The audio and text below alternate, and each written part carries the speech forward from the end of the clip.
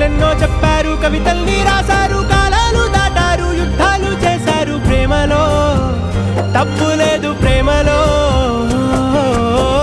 వేల వేల వెన్నెలంత నీదవాలి వెలుగునంత మోయమంటే నేను ఎంత రే.